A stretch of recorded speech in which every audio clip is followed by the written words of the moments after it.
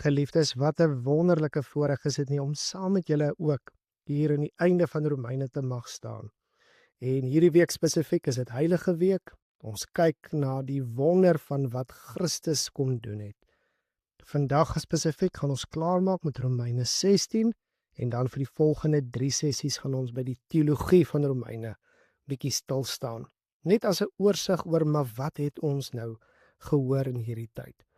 En wanneer ons sien Romeine 16, hy eindig met 'n wonderlike groeteboodskap aan al die medewerkers. Hoe wonderlik is dit nie dat ons deel is van 'n liggaam. En dan vanaf hoofstuk 16 vers 17 tot 27 is waar ons vandag stil staan. Nou ek neem julle net vir 'n oomblik terug na Johannes 8. En dan wanneer hy met die Jode in 'n argument is, dan sê hy vir hulle, wie my disippels is mense wat in my woorde bly.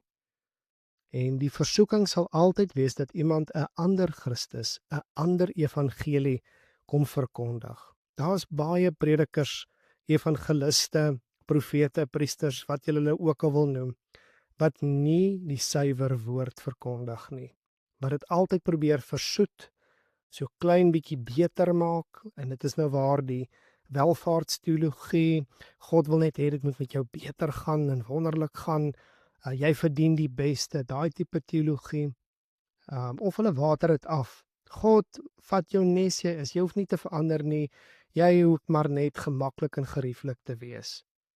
Ons moet baie versigtig wees om nie 'n lering te volg wat Christus self nie onderskryf het nie.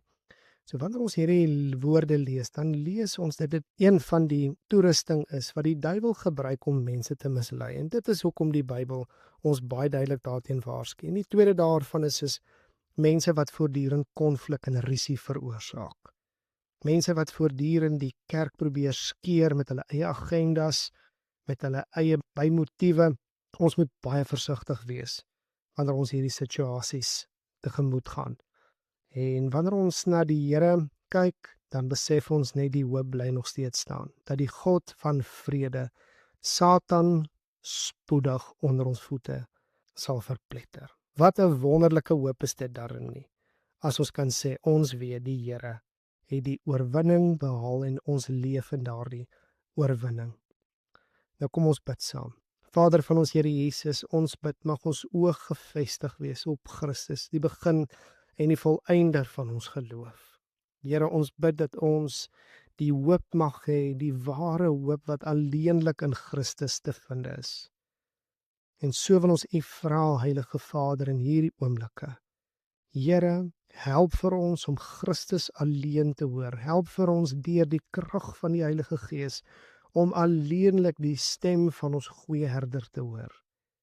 Mag ons bly in U woorde, mag dit die huis wees waarin ons tuis voel. Here, nie 'n ander evangelie, net U evangelie. Nie 'n ander Christus nie, net U, ons Here en ons God. En so wil ek nou U loof, Here, aan U wat vol mag is, om alles te doen ver meer as wat ons kan dink of kan droom of kan verstaan. Here, aan U kom al die lof toe. Mag U nou vir ons, Here, geloof gehoorsaamheid gee. Ware geloof gehoorsaamheid om U te volg dag in en dag uit. Here, ons wil ons hele lewe aan U toewy.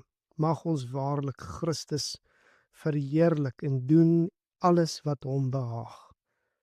Here, ons kom gee onsself aan U as lewende en heilige offers en ons smeek by U by die groot ontferming van God. Here, moet ons nie laat gaan nie. Hou vir ons styf in die hand vas. Hou vir ons styf in die hand vas, Here Jesus. En kom maak ons nuut. Here, net soos wat U dit kan doen. Ons loof U en ons prys U aan God die dank. Amen.